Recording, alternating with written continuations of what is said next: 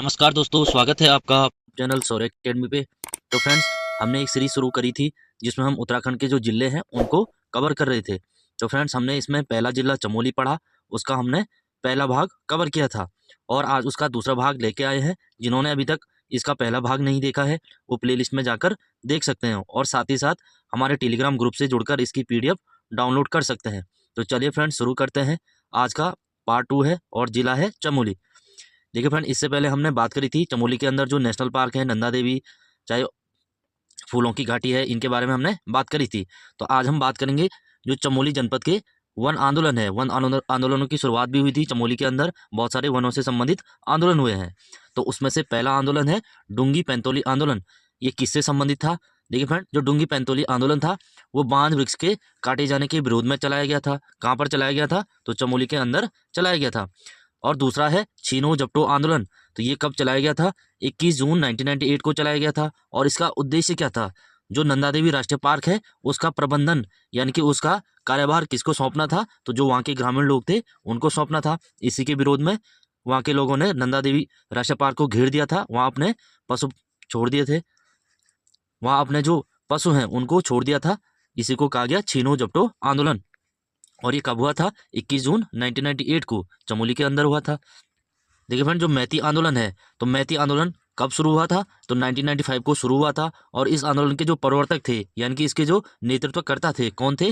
तो जो Gwaldam inter college Chamoli के अंदर है उसके एक शिक्षक थे, उसके प्रिंसिपल थे कल्याण सिंह रावत। इन्होंने चलाया था 1995 में मैती आंदोलन। इस मैती आंदोलन की जो विशेषता थी क्या थी? इस आंदोलन के तहत जो विवाह के अवसर पर जो वर वधु होते हैं वो एक पौधा रोपते हैं और जिसकी रक्षा लड़की के मायके वाले करते हैं। तो देखिए फ्रेंड, प्रश्न इस टाइप से भी आता है तो किस आंदोलन में अविवाहित महिलाएं भाग लेती है? तो वो भी कौन हो जाएगा? मैती आंदोलन हो जाएगा। देखिए फ्रेंड, जो मैती आंदोलन है उसको मूर्त रूप यानी कि उसको बड़े स्तर पर कौन ले गया? तो हिमालय वन्यजीव संस्थान ले गया। तो हिमालय वन्यजीव संस्थान की स्थापना किसने की? तो कल्याण सिंह रावत जी ने की है। इन्हीं के द्वारा इसकी स्थापना की गई। और कब की गई? 1974 1974 को हिमालय वन्यजीव संस्थान की स्थापना की जाती है। देखिए फ्रेंड, एक आंदोलन और होता है जिसका नाम है चिपको आंदोलन। ये विश्व स्तर पर फैलता है और इसकी जो शुरुआत होती है चमोली के रैणी गांव से होती है। और कब होती है? 1974 1974 में होती है। और इसके जो प्रणेता थे यानी कि इसकी शुरुआत कौन करता है? तो गौरा देवी जी करती है। और गौरा देवी के साथ साथ 21 अन्य महिलाओं ने भी इसमें भाग लिया है। तो प्रश्न आएगा, गौरा देवी के साथ कितनी महिलाओं ने भाग लिया है? तो 21 महिलाओं ने भाग लिया है। कुल कितनी महिलाओं ने चिपको आंदोलन में भाग लिया है? तो +1 यानी कि एक गौरा देवी है तो 22 हो जाएगा। देखिए फ्रेंड, और इस आंदोलन को शिखर तक यानी कि टॉप तक पहुंचाने में मुख्य भूमिका किसकी रही है? तो सुंदरलाल बहुगुणा जी हैं और चंडी प्रसाद भट्ट जी हैं। देखिए फ्रेंड, बहुगुणा जी ने एक नारा भी दिया है इसी समय, हिमालय बचाओ देश बचाओ। तो क्वेश्चन आएगा, हिमालय बचाओ देश बचाओ किसका नारा है? तो बहुगुणा जी का नारा है। कौन से बहुगुणा? सुंदरलाल बहुगुणा। और इसका जो उद्देश्य था, चिपको आंदोलन का उद्देश्य था क्या था? जो वनों की अवैध कटाई थी, सरकार ने वनों की कटाई के लिए परमिशन दी थी, तो अंधाधुंध कटाई रोकने के लिए यहाँ चिपको आंदोलन चलाया गया। जो महिलाएं थी वो पेड़ों से चिपक गई और उनका कहना था पहले हमें काटो फिर पेड़ कटेंगे। तो यही था चिपको आंदोलन। इसका उद्देश्य क्या था? वनों की अवैध कटाई पर रोक। देखिए फ्रेंड, जो चिपको आंदोलन है उसकी महिलाओं ने 1977 में एक नारा दिया। तो कौन सा नारा है? क्या है इस जंगल के उपकार, मिट्टी पानी और बयार, जिंदा रहने के आधार। तो क्वेश्चन आएगा, इस जंगल क्या है इस जंगल के उपकार, मिट्टी पानी और बयार, चिपको आंदोलन का नारा है। और कब दिया? 1977 में दिया है। देखिए फ्रेंड, अब बात करेंगे चमोली जनपद के अंदर जो प्रसिद्ध मंदिर हैं, क्योंकि एग्जाम में बहुत बार मंदिर आते हैं, मेले आते हैं और आंदोलन आते हैं, दर्रे आते हैं। ये सारे हम पढ़ते हुए चलेंगे और याद करते हुए चलेंगे और इनके जो अतिरिक्त तथ्य हैं उनको भी नोट करते हुए चलेंगे। देखिए फ्रेंड, जो सबसे बड़ा मंदिर और भारत के 4 धामों में और उत्तराखंड के 4 धामों में आता है तो वो भगवान बद्रीनाथ का मंदिर है। यहीं से हम शुरुआत करेंगे। तो जो बद्रीनाथ धाम है इसके कपाट बंद होने पर कौन सा उत्सव मनाया जाता है? तो एक उत्सव है कड़ाई उत्सव। तो कड़ाई उत्सव कब मनाते हैं? तो बद्रीनाथ धाम के कपाट बंद होने पर। देखिए फ्रेंड, जो बद्रीनाथ मंदिर है इसका जीर्णोद्धार यानी कि इसका रिपेयरिंग किसने किया था? तो दौलत राव सिंधिया। क्वेश्चन आएगा, बद्रीनाथ मंदिर का जीर्णोद्धार किसने किया है? तो दौलत राव सिंधिया जी द्वारा किया गया है। और अगला मंदिर है चमोली के अंदर कौन सा? लवकुश मंदिर।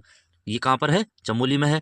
अनुसुईया माता मंदिर, ये भी चमोली के अंदर है, जहाँ पर अनुसुईया प्रसाद बहुगुणा का जन्म हुआ था और ये मंदिर भी चमोली के अंदर है। देखिए फ्रेंड, जो बदाणगढ़ी यानी कि एक गढ़ था जो 52 गढ़ थे उत्तराखंड के अंदर, उनमें से एक गढ़ था बदाणगढ़। तो वहीं पर एक मंदिर है बदाणगढ़ी मंदिर। तो ये किस घाटी में है? चीला घाटी में है। चीला घाटी कहाँ है? तो चमोली के अंदर है। ठीक है फ्रेंड, जो गोपीनाथ मंदिर है, गोपेश्वर का गोपीनाथ मंदिर, तो ये कहाँ पर स्थित है? गोपेश्वर में है। और जो लाटू देवता मंदिर है और जो अंजनी माता मंदिर है, ये भी कहाँ स्थित है? चमोली के अंदर स्थित है। और पनेश्वर मंदिर, ये भी चमोली के गोचर में स्थित है। तो ये जो चमोली के मंदिर हैं, प्रमुख मंदिर थे, इनको हमने पढ़ा है। और इससे आगे हम पढ़ेंगे यहाँ के जो पर्यटक स्थल हैं, प्रसिद्ध पर्यटक स्थल। तो सबसे पहला इसमें है ग्वालदम है। देखिए फ्रेंड, जो ग्वालदम है चमोली और बागेश्वर की सीमा पर स्थित एक पर्यटक स्थल है, जो क्यों फेमस है? अपने प्राकृतिक सौंदर्य के लिए प्रसिद्ध है। कौन सा शहर? ग्वालदम है। ठीक है फ्रेंड, जो ग्वालदम है वहाँ दो चीज़ें फेमस हैं, एक तो सेब, दूसरा चाय का उत्पादन ग्वालदम के अंदर होता है। और एसएसबी का जो प्रशिक्षण केंद्र है वो भी कहाँ पर है? ग्वालदम के अंदर है।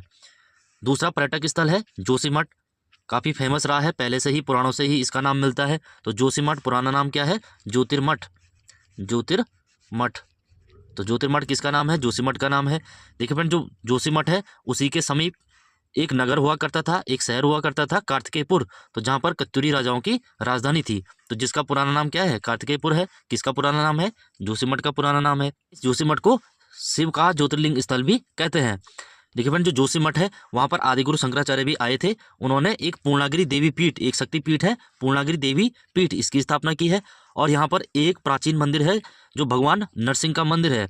नरसिंह का मंदिर किसने बनाया था? तो कत्यूरी राजा थे बसंत देव। जोशीमठ के अंदर एक प्रसिद्ध मंदिर है नरसिंह मंदिर, तो किसने बनाया था? राजा बसंत ने बनाया था, जो एक कत्यूरी शासक था जिसने कत्यूरी वंश की स्थापना की थी। उसने यहाँ पर इस मंदिर का निर्माण करवाया था। तो ये मंदिर क्यों फेमस है? जब शीतकाल में भगवान बद्रीनाथ के कपाट बंद होते हैं तो 6 महीने के लिए इसी मंदिर में भगवान बद्रीनाथ की पूजा होती है, इसीलिए ये प्रसिद्ध है। और ये मंदिर एग्जाम में बार बार पूछा जाता है। और किसने बनाया? बसंत देव, ये आपको याद रखना है। देखिए फ्रेंड, जो शंकराचार्य जब जोशीमठ आए थे और उस समय कत्यूरियों का शासन था उत्तराखंड पर। किसका शासन था? कत्यूरियों का। कत्यूरियों में भी किसका? ईस्टगण, ईस्टगण इसका शासन था, कत्यूरी शासक था ये। और इसके समय जब ये जोशीमठ आते हैं तो ये यहाँ पर क्या करते हैं? ध्यान करते हैं। और एक वृक्ष है जोशीमठ के पास, सहतूत का वृक्ष, जहाँ पर इनको ज्ञान की प्राप्ति होती है। और यहाँ पर एक वृक्ष भी है जो 200 साल पुराना वृक्ष है, जिसका नाम है कल्प वृक्ष। नेक्स्ट पॉइंट है, जोशीमठ के पास क्वारी पास है। देखिए फ्रेंड, जो क्वारी दर्रा है वो कहाँ पर है? जोशीमठ के पास है। और जिसका अन्य नाम क्या है? करजन ट्रेल मार्ग इसको कहा जाता है। तो इसी दर्रे के पास क्या है? शंकराचार्य और टोटकाचार्य, इनकी क्या है? गुफा है। तो ये भी जोशीमठ के अंदर हो जाएगा। और जोशीमठ में प्रवेश करते ही आपको सबसे पहले क्या दिखेगा? जोगी झरना, ये दिखाई देता है। कहाँ से? जोशीमठ से। तो एग्जाम में आएगा तो जोगी झरना कहाँ स्थित है या जोगी वाटरफॉल कहाँ स्थित है? तो ये जोशीमठ हो जाएगा। देखिए फ्रेंड, जो जोशीमठ के कुछ दूरी पर एक जलप्रपात और है जिसका नाम है सलधर। ये कैसा झरना है? तो ये गर्म झरना है। कहाँ पर है? जोशीमठ में है। मणिकर्णिका कुंड, तो ये भी जोशीमठ के अंदर है। ये सारे जोशीमठ के अंदर है, आपको याद रखना है। तीसरा जो पर्यटक स्थल है गौचर टाउन या गौचर शहर, इसके बारे में हम बात करेंगे।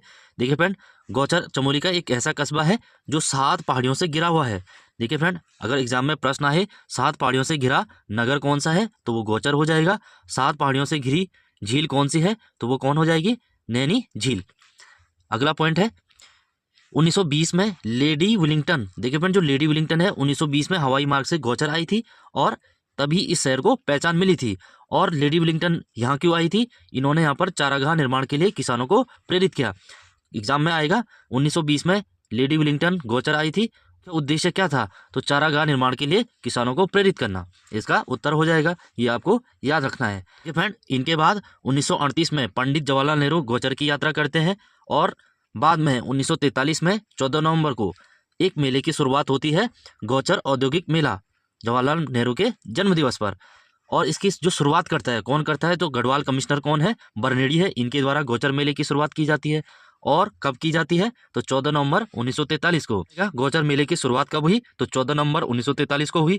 गौचर मेला कब लगता है? तो 14 नवंबर को लगता है। किसने शुरुआत की? तो कमिश्नर बर्नेडी ने शुरुआत की।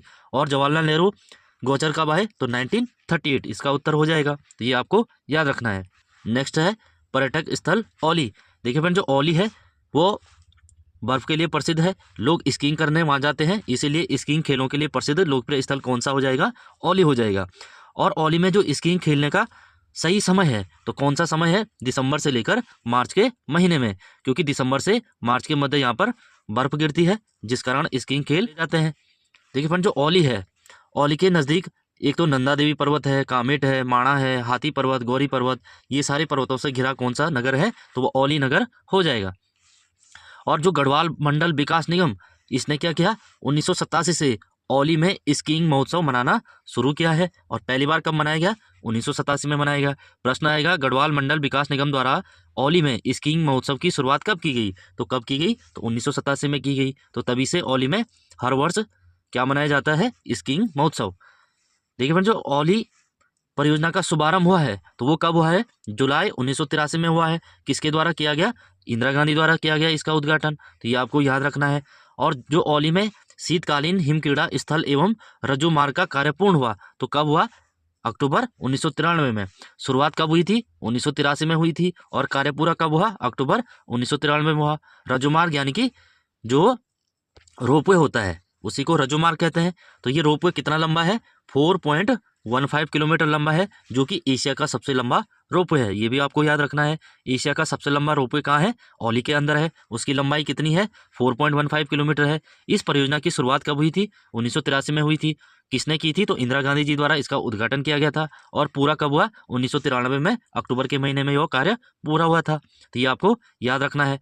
और औली में जो सैफ खेल हैं, इनकी शुरुआत कब हुई थी, तो 2004 में हुई थी। ये भी आपको याद रखना है। देखिए फ्रेंड, जो गुरसो बुग्याल है और चिनाब झील है, तो ये भी चमोली के अंदर कहाँ पर स्थित है, औली के अंदर है। और दयाली सेरा नामक जो स्थान है, दयाली सेरा नामक स्थान कहाँ पर है, तो ये भी औली के अंदर है। अगला जो पर्यटक स्थल है, जहाँ बहुत सारे लोग जाते हैं, जिसको इस बार प्रधानमंत्री मोदी जी द्वारा क्या क्या नाम दिया गया, भारत का प्रथम गाँव, भारत का प्रथम गांव, तो वो कौन हो जाएगा, माणा हो जाएगा। पहले उत्तराखंड का अंतिम गांव था, अब भारत का प्रथम गांव हो जाएगा माणा। देखिए फ्रेंड, जो माणा है वो चमोली जिले में स्थित राज्य का प्रथम गांव है, जैसे मैंने बताया है। और पुराणों में भी इसका उल्लेख मिलता है, तो किस नाम से मिलता है, मणिभद्रपुरी, मणिभद्रपुरी नाम से किसका उल्लेख मिलता है, तो माणा का मिलता है। तो माणा का प्राचीन नाम कभी पूछ लेगा या पौराणिक नाम पूछ लेगा, तो वो है मणिभद्रपुरी। और माणा के पास ही एक प्रयाग है, जिसका नाम है केशव प्रयाग। तो केशव प्रयाग में किसका संगम होता है, एक तो अलकनंदा नदी और दूसरी सरस्वती नदी। सरस्वती नदी जब मैं परीक्षावाणी जो सीरीज पढ़ा रहा था, उसमें बताया था मैंने नदियों के बारे में। अलकनंदा सतोपन से निकलती है, और सरस्वती नदी कहाँ से निकलती है, रत्ताकोना हिमनद के देवताल से निकलती है। केशव प्रयाग में इनका संगम होता है। और यह इस प्रयाग की जो विशेषता है क्या है, यह पंच प्रयागों में शामिल नहीं है। इसीलिए ये एग्जाम में आता है कि पंच प्रयागों में कौन सा प्रयाग शामिल नहीं है, तो वो केशव प्रयाग नहीं है। देखिए फ्रेंड, जो सरस्वती नदी है, उसी पर पाषाण शिला पुल, यानी कि पाषाण यानी पत्थर का जो शिला पुल है, वो भीम ने बनाया था, जिसका नाम भीम पुल है। किस नदी पर है, सरस्वती नदी पर है।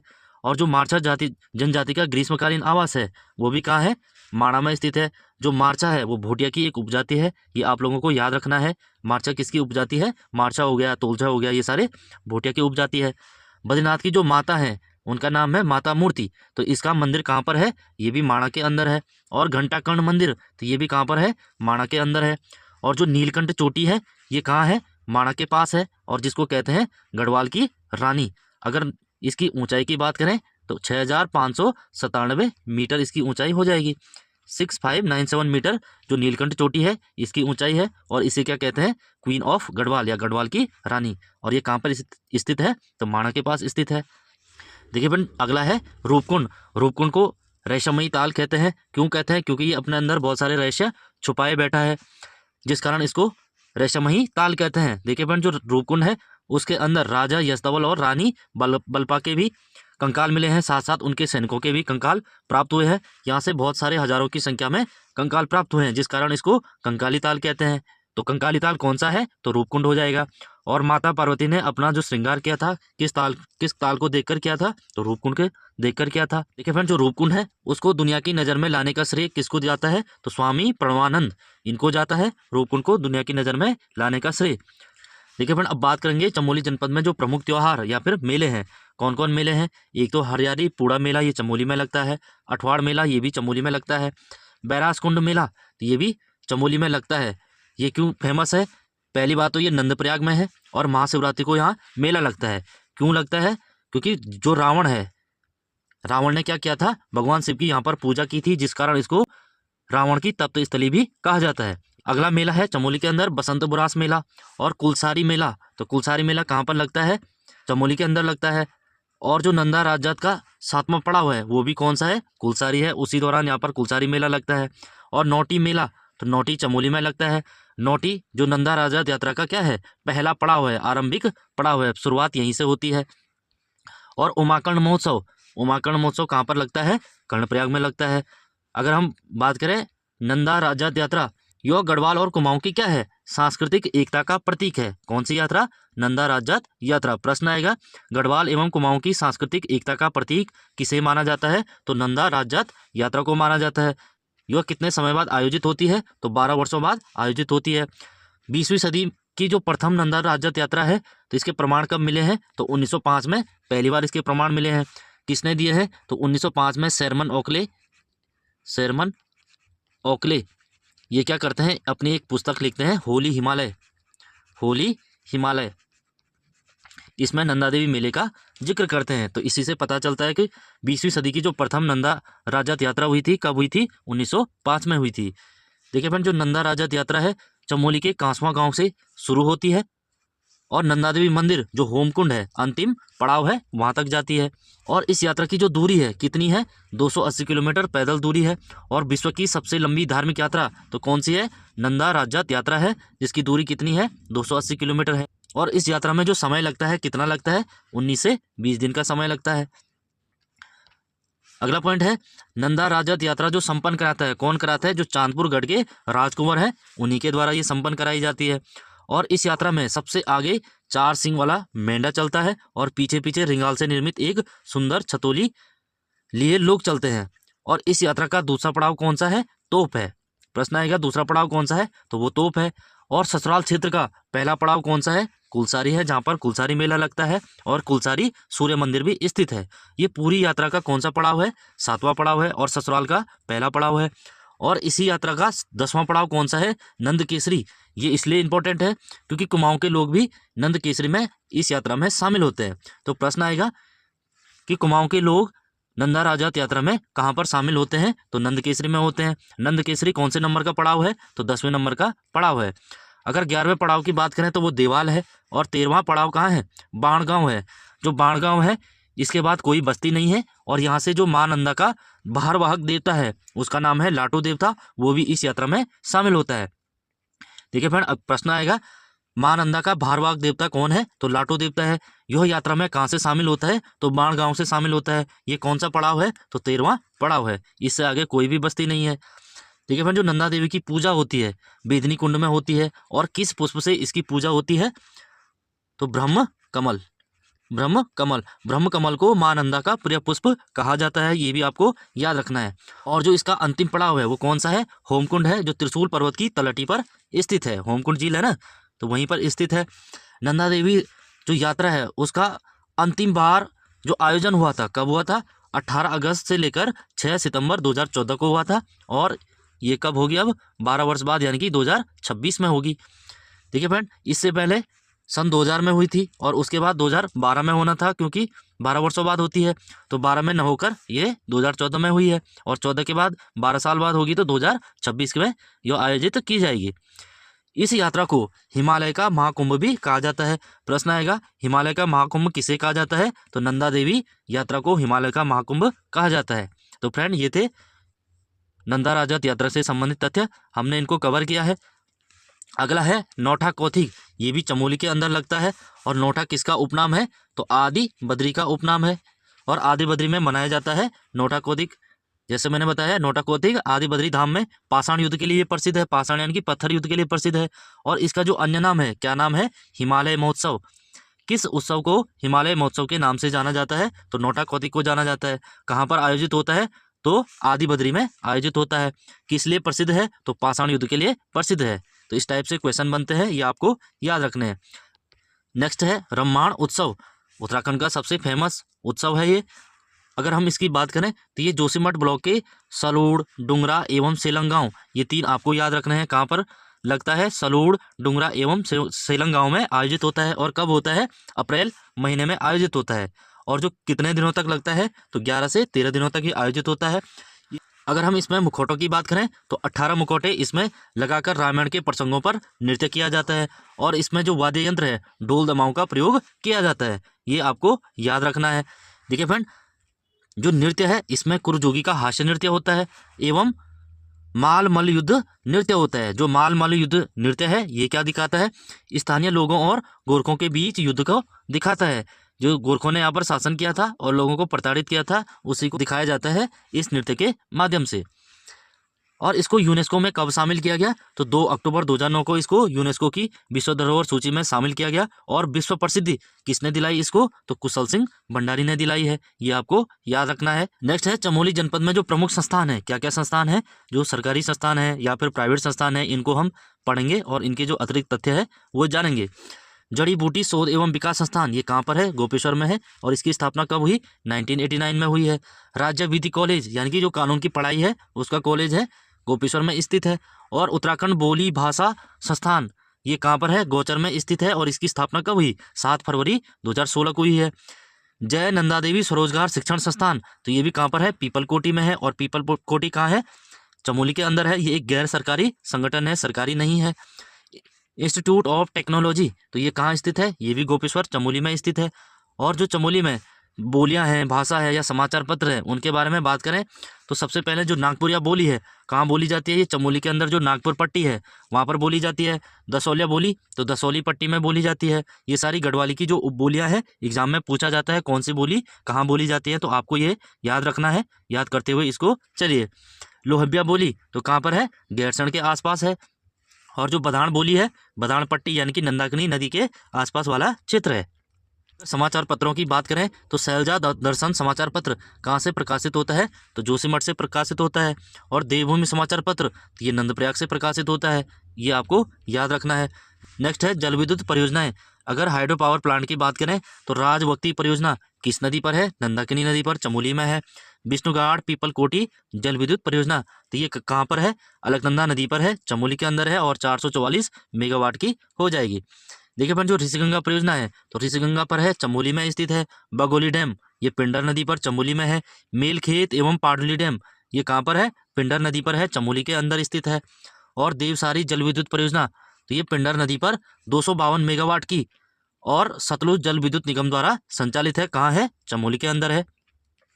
और इसकी जो तकनीक है, किस तकनीक पर यह बनाई गई है, रन ऑफ रिवर तकनीक पर या सुरंग प्रणाली से विकसित किया जा रहा है इसको। किस परियोजना को, देवसारी जल विद्युत परियोजना जो पिंडर नदी पर स्थित है। अगला है लाटा तपोवन परियोजना, तो ये अलकनंदा नदी पर है। उर्गम परियोजना तो ये कल्पगंगा पर है, सारी चमोली के अंदर है। तपोवन विष्णुगार परियोजना तो ये पश्चिमी धौलीगंगा पर 520 मेगावाट की है, ये भी चमोली में स्थित है। विष्णुगाड़ पीपल कोटी परियोजना तो ये किस पर है, ये अलकनंदा नदी पर है, कहाँ पर है, चमोली के अंदर है। गौनाताल जल विद्युत परियोजना तो बिरही गंगा पर 60 मेगावाट की है, चमोली के अंदर है। नेक्स्ट है झेलम तमक परियोजना, तो ये पश्चिमी धौलीगंगा पर है, चमोली के अंदर है। मलेरी झेलम परियोजना ये भी पश्चिमी धौलीगंगा पर 144 मेगावाट की जल विद्युत परियोजना है। तो ये परियोजनाएं हैं, आपको ये याद रखना है, एग्जाम के दृष्टि से ये महत्वपूर्ण है। अगला है यहाँ के जो खेल खिलाड़ी या प्रसिद्ध व्यक्ति हैं उनके बारे में हम बात करेंगे। तो सबसे पहले कौन है, जो चंडी प्रसाद भट्ट हैं। ये क्यों प्रसिद्ध हैं, पर्यावरणविद रहे हैं, इन्होंने चिपको आंदोलन में भी भाग लिया है, बहुत सारे संगठनों से जुड़े हैं, बहुत सारे कार्य किए हैं उत्तराखंड के लिए। इनका जो जन्म है कब हुआ था, 23 जून 1934 को गोपेश्वर में हुआ था। और अगला है रूपा देवी, तो रूपा देवी इनको कहा जाता है बुग्यालों की मदर टेरेसा। प्रश्न आएगा बुग्यालों की मदर टेरेसा किसे कहा जाता है, तो रूपा देवी। तो रूपा देवी की है, तो चमोली जिले की रहने वाली है। नेक्स्ट है गौरा देवी, इनको सब लोग जानते हैं, चिपको वुमेन इनका उपनाम है। जन्म रेणीगांव में हुआ था, 1925 में हुआ था। और दरबान सिंह नेगी, इनको भी सभी लोग जानते हैं, जिनको नहीं है पता वो इनके बारे में पढ़ लें, बार बार इन पर प्रश्न आते हैं। प्रथम विक्टोरिया क्रॉस इनको दिया गया, क्यों दिया गया, क्योंकि ये फर्स्ट वर्ल्ड वॉर में, प्रथम विश्व युद्ध में अंग्रेजों की ओर से युद्ध लड़े थे। और कहाँ ये तैनात थे ड्यूटी पर, तो फ्रैंकफर्ट। और फ्रैंकफर्ट कहाँ पड़ता है, फ्रांस के अंदर पड़ता है। अंग्रेजों ने इनकी ड्यूटी फ्रांस में लगाई थी।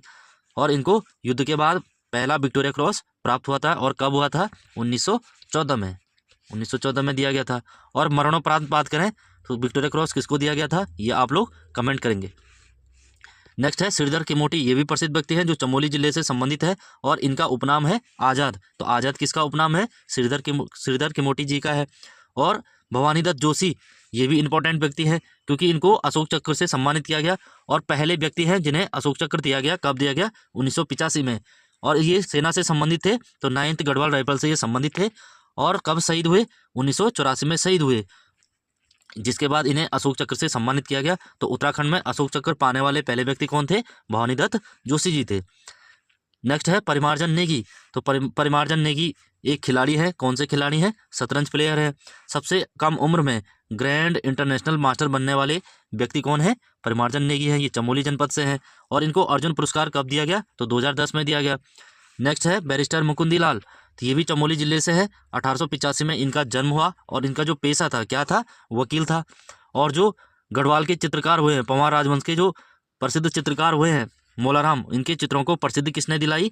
तो ये भी बैरिस्टर मुकुंदी लाल ने दिलाई। इनकी जो पुस्तकें हैं कौन कौन है? गढ़वाल पेंटिंग 1969, इसमें मोलाराम की जो चित्र हैं उनको छापा गया है। गढ़वाल स्कूल ऑफ पेंटिंग, ये सारी किसकी हैं? मुकुंदी लाल की है। जबकि उनका पेशा क्या था? वकील का था, नाम में ही बैरिस्टर है। अगर हम समाचार पत्र की बात करें तो तरुण कुमाऊं, इन्होंने एक समाचार पत्र प्रकाशित किया है, वो लैंसडाउन से प्रकाशित होता था। किसने किया है? मुकुंदी लाल जी ने किया है। और इसमें अगर देखें तो यह जो तरुण कुमाऊं समाचार पत्र है ये किसकी तर्ज पर था? तो मेजनी एक इटली का रहने वाला था जिसने इटली के एकीकरण में भाग लिया था। इटली के एकीकरण में प्रमुख व्यक्ति कौन था? मेजनी था। तो इसका एक समाचार पत्र था यंग इटली, इसी की तर्ज पर तरुण कुमाऊं प्रकाशित किया गया था। देखिए बहन, जो बैरिस्टर मुकुंदी लाल हैं इनको टिहरी का न्यायाधीश भी बनाया गया था। कब? 1938 में। जो टिहरी रियासत थी उसके हाईकोर्ट का जज नरेंद्र शाह ने 1938 में इन्हें नियुक्त किया। और कब तक रहे ये? 1941 तक। और जो बीरचंद सिंह गढ़वाली हैं उनकी ओर से केस लड़ा था किसने? मुकुंदी लाल हैं। इन्होंने फ्री में केस लड़ा था बीरचंद सिंह गढ़वाली की ओर से। जब पेशावर कांड होता है, बीरचंद सिंह गढ़वाली गोली चलाने से मना करते हैं तो इनको जेल होती है, तो जिस कारण वो केस डिफेंड किया था किसने? मुकुंदी लाल ने। ठीक है फ्रेंड। और मुकुंदी लाल ने जो पहली बार चुनाव है कब जीता? 1923 और 26 में। और किस पार्टी के टिकट पर? स्वराज दल के टिकट पर इन्होंने पहली बार गढ़वाल से चुनाव जीता 1923 और 26 के अंदर। और जो मुकुंदी लाल का घर है उसको क्या नाम दिया गया है? भारती भवन। कहाँ पर स्थित है भारती भवन? कोटद्वार में स्थित है। यह एक पक्षियों एवं फूलों का संग्रहालय है। देखिए फ्रेंड, प्रश्न आएगा भारती भवन किसके घर को कहते हैं? तो मुकुंदी लाल को कहते हैं, मुकुंदी लाल के घर को कहते हैं। और जो भारती भवन है कहाँ पर स्थित है? तो कोटद्वार के अंदर स्थित है। किसका संग्रहालय है? पक्षियों एवं फूलों का संग्रहालय है। देखिए फ्रेंड, अगले व्यक्ति हैं अनुसुया प्रसाद बहुगुणा। इनका जन्म कहाँ पर हुआ था? अनुसुया माता मंदिर के पास हुआ था 1894 में। और उपनाम क्या है इनका? गढ़केसरी है। गढ़वाल जो कांग्रेस है उसकी स्थापना में इनकी मुख्य भूमिका रही है। गढ़वाल कांग्रेस की स्थापना इन्होंने कब की है? तो 1918 में की है। किसने की है? अनुसुया प्रसाद बहुगुणा और मुकुंदी लाल ने की है। जो अमृतसर कांग्रेस अधिवेशन था उसमें भी इन्होंने भाग लिया है, मुकुंदी लाल के साथ लिया है। कब लिया है? तो 1919 में इन्होंने भाग लिया है। नेक्स्ट पॉइंट है विधानसभा क्षेत्र। अगर हम विधानसभा क्षेत्र की बात करें तो चमोली के अंदर 3 है। एक तो बद्रीनाथ है, दूसरा कर्णप्रयाग है, तीसरा है थराली। यानी कि चमोली जिले से 3 विधायक असेंबली में जाते हैं, है ना। और जो थराली है वो SC के लिए आरक्षित विधानसभा सीट है। अगर यहाँ की विकासखंड की बात करें तो चमोली में टोटल कितने ब्लॉक हैं? तो 9 ब्लॉक हैं। चमोली में तहसील कितनी है? तो 12 तहसीलें हैं। और इसका जो जनघनत्व है कितना है? 49 है। और जो दूसरा सबसे कम है, देखिए फ्रेंड, सबसे कम जनघनत्व किसका है? उत्तरकाशी का है। कितना है? 41। और दूसरा है चमोली, कितना है? 49। इस टाइप से याद रखना है, बाकी मैं कराते रहूँगा इनको। और आज का लास्ट पॉइंट है चमोली जिले की जो साक्षरता है कितनी है? 82.65, ये इसकी साक्षरता है। तो फ्रेंड चलिए समाप्त करते हैं इसको। ये थे चमोली जिले से संबंधित जो तथ्य है, जितना हो सका हमने उनको कवर किया है। बाकी आप लोग इसकी PDF टेलीग्राम से डाउनलोड कर सकते हैं और इसको याद कर सकते हैं। चलिए फ्रेंड, मिलते हैं अगली सीरीज में। अगला जो डिस्ट्रिक्ट होने वाला है वो उत्तरकाशी होगा, क्योंकि राज्य का सबसे बड़ा जो जिला है वो चमोली है, हमने कवर कर लिया है। और दूसरा बड़ा कौन सा है? उत्तरकाशी है। वहाँ से भी बहुत सारे प्रश्न बनते हैं। तो अगली सीरीज में, अगले पार्ट में या अगली क्लास में उसको पढ़ेंगे। तो तब तक के लिए लाइक, शेयर, कमेंट जो भी करना है कर लीजिए। जिन्होंने अभी तक सब्सक्राइब नहीं किया है वो भी कर लीजिए।